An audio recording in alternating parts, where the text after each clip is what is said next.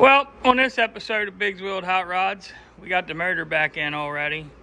Clutch, pressure plate, throw-out bearing, transmission bolted to it, back in, and on the mounts. Now to start wiring all this stuff up and putting the radiator and all back in. We still got to do the lifters, but I might have that solved here real shortly. But yeah, that's where we are. Hopefully in this video we may hear this thing run. It very well could be. I think I said in the last video about the oil pump, I got that solved. So we're gonna make some progress here. Like I said, I got this motor in, setting on the mounts. Transmission mount ain't in yet, but you know, that ain't a big deal. I got the trans jack under it, actually holding the back of the motor up now, partially. I don't know exactly how far it's coming up. I ain't been under there. But anyway, you know, all the rest to do. This much done, whole lot to go. So we will see where we get with this thing. But yeah, that's where we're going to be on this video.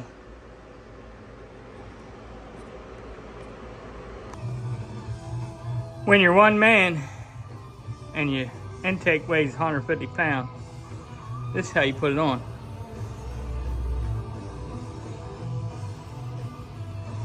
But I do got the old air over hydraulic jack, so that makes it a little easier. Well, after 3 months of fighting with Jegs, I canceled my order. And within 3 days, Summit had me a set of Howard's lifters sitting on my doorstep. So, no more Jegs for me. And if you guys are smart, you wouldn't either. Because they didn't even tell me these was on back order, the ones I'd ordered, until I called and asked, and then they said 3 months, and into 3 months, then they said 3 more months. And I'm actually still fighting to get my money back with them, so just so you know, they're ripoffs. But here we are, getting ready to set this intake. Got my China wall built, my intake gaskets on, and my cherry picker holding my big heavy intake. So here we go. So, under some new investigation here, I got my lifters in, I got my intake on, you guys seen that. I went to put the push rods in, and they're like way too long. So the stock push rods are like 8.5, so I bought me a tool to try to measure the actual length that I need. And I haven't figured the starter out yet to use the starter to turn the motor over. So you see how much room I got to put a wrench on this thing. Not much. So that's what I'm doing now, rotating this motor over to make sure I'm going to ride in the center of my valve.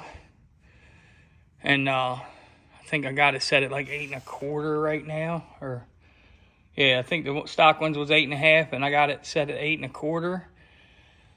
Because before, here, I'll just show you. Well, I can't show you. Well, I can, actually. Let me stick this stock push rod in here.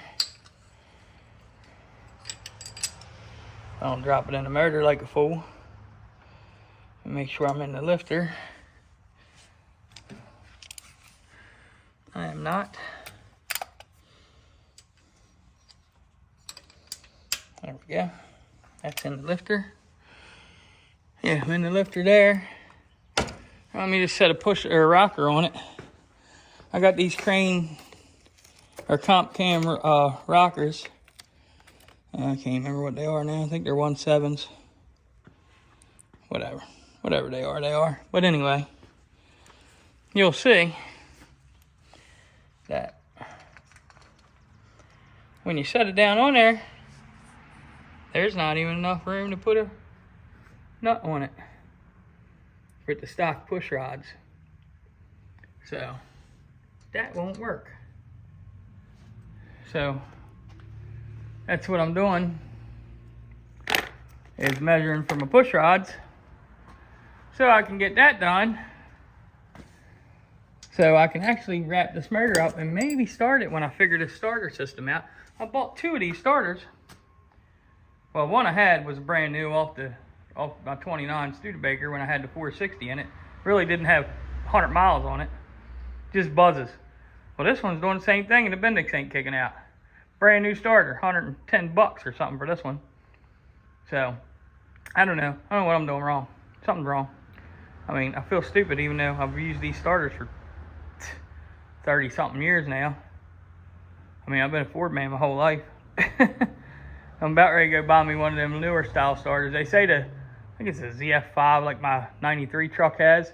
If you have a 460 with a ZF5, the little mini starters are supposed to bolt right on this and be fine. What happened there? Yeah. Supposed to bolt right on this and be fine. So we'll see. I don't know. But I've been rotating this over. I'm gonna make sure I get me a mark on my you know what I'm trying to say. That. My valve. Make sure I'm riding in the center of my valve with my push rod or my rocker. And we'll go from there. So fun times. Oh, and secondly, I did get me a Z-bar. But besides that, the shifter, it's a whole nother ordeal.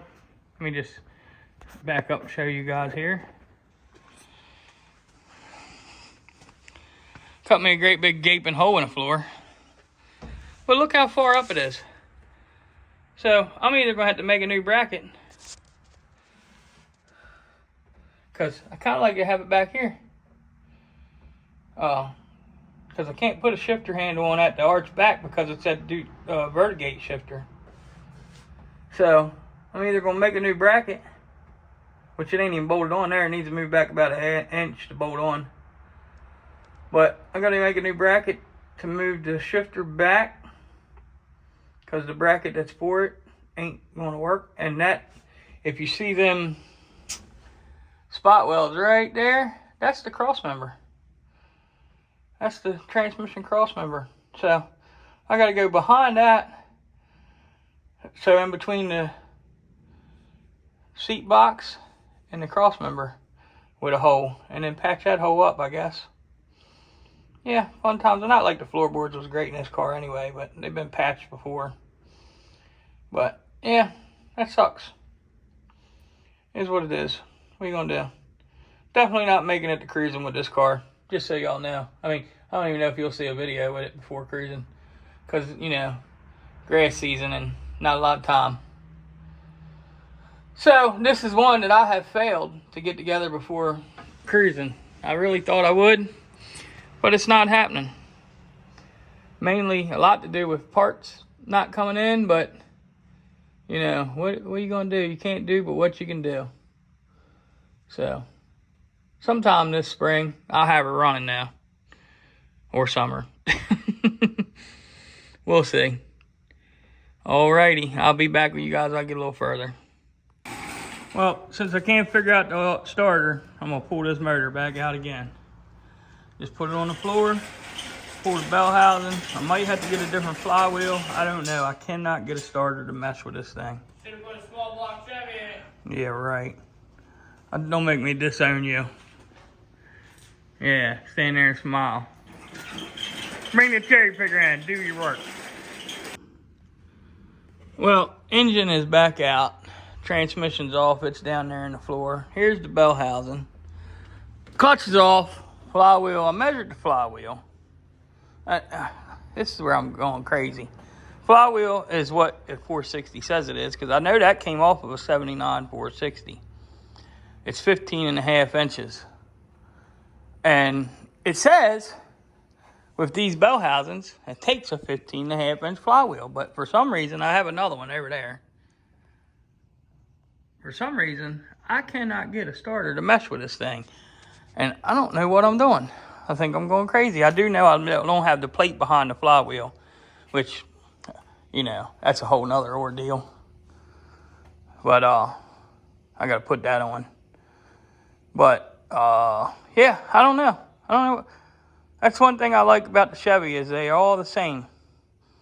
And don't let people hear me say that I like Chevy. Because I don't. But being that they're all the same, the starter bolted to the block, you could actually do this with no bell housing on it. So I guess I'm going to try to bolt the bell housing back to it again and just see what the hell's going on. I don't know. I am going crazy with it.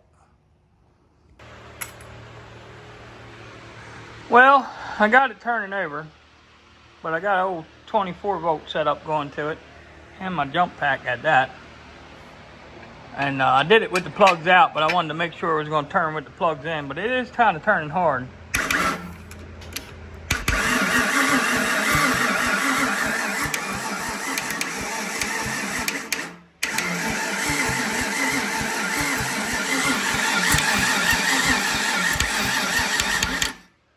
That's me clicking off the starter on and off, jerking and losing connection.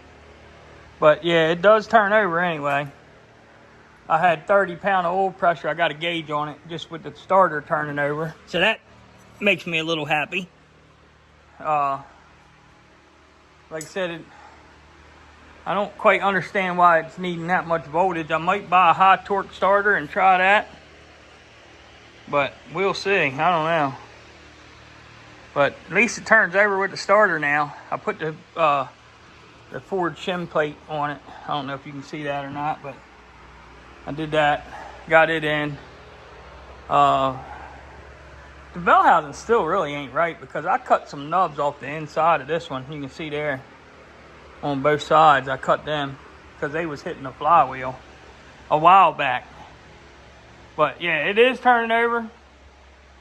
And I looked on it. I took the bell back off and checked to see if it was rubbing on the inside, and it don't show any rub marks. So I don't think it's rubbing anywhere.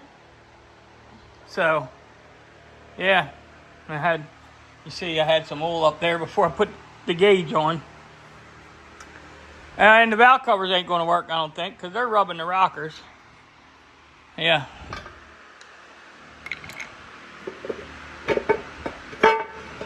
Rubbing the rockers. So either I might have to buy spacer plates for the valve covers or taller valve covers, one or the other. Which that's kind of the least of my worries right now. I don't have the clutch or none of that in it because I was just trying to make it, you know, turn over. So, but you see that we're that far. I'll get back with you guys when I figure something else out. All right, I think this thing's ready to fire now. A little gas.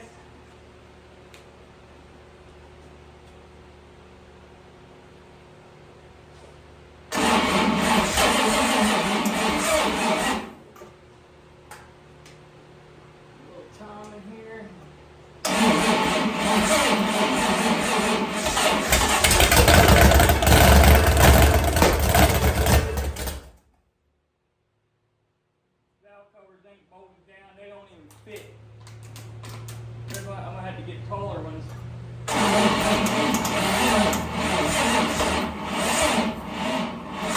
Battery's pretty much dead. Nope, ain't gonna do it.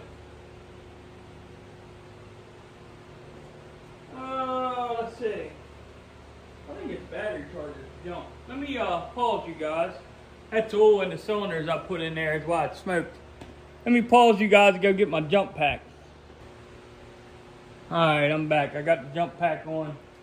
Try to fill the bowl a little bit. Give her a little dump in the throat. Right down the throat. Let's see what happens now.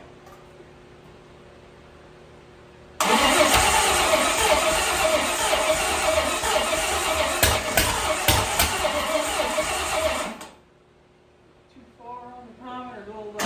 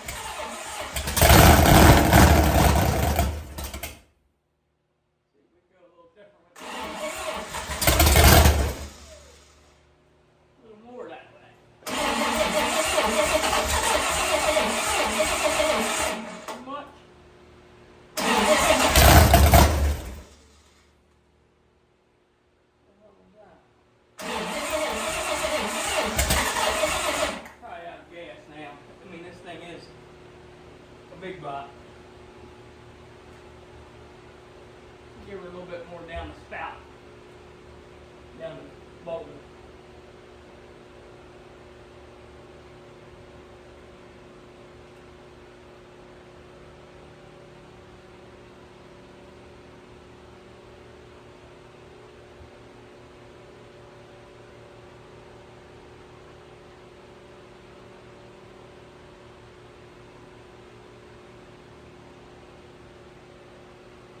Alright, bowl's full.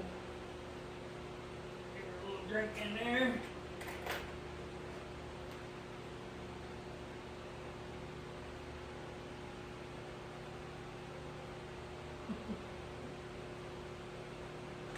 course, I can't turn it off like that.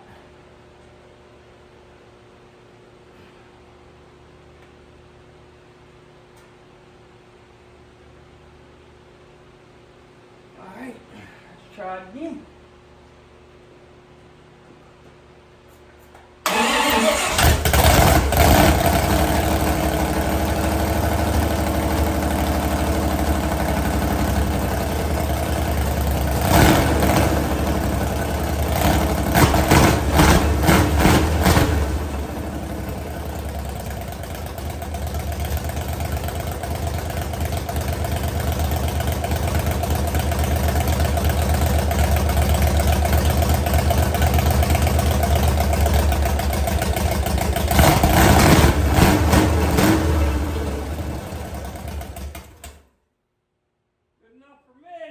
She runs. Definitely needs some timing done, some tuning. But it does run. That's awesome. Had 70-pound oil pressure there running just now. Can't beat that. I think we gotta end this right here on a good note. It does run. So it's kind of hard to tell how good it sounds with this open headers, and that's kind of how I want to run this thing. But when I get it to idle a little more, I'm hoping you can hear the cam a lot more. It's got like a 579 lift cam in it, so we'll see. Hopefully, I mean, it don't sound bad right now, but we'll see what it's really like. As you can see, the valve covers don't quite fit. I gotta get tall valve covers for it because of the rockers, and man, I kind of hate that because I like them OMC 460 valve covers. But what are you gonna do? You can only do what you're gonna do. So I guess I'm about ready to put the clutch and all back on this thing. I might set it up with a gas tank, a little bit more of a tank, fuel line, to where it can run a little longer, but ain't no water in it, so I don't want it to run much. On a good note, my little hillbilly engine run stand didn't fall. I did have a cherry picker on it, just in case, but it didn't fall. Carburetor's been sitting on the shelf forever. It still has to be rebuilt. It's a 750 Holley. I had the rebuild kit for it, but I haven't done it yet. But yeah, I think that's where we're going to leave this one, guys. It does run. So, till next time, like, comment, subscribe. Subscribe would be real nice. A lot of people watch this, not so many people subscribe. Well, really not a lot of people like to watch it. But the people that watch it, it's a very small percentage that are actually subscribed. So, subscribe. Don't cost nothing. It's free. See ya.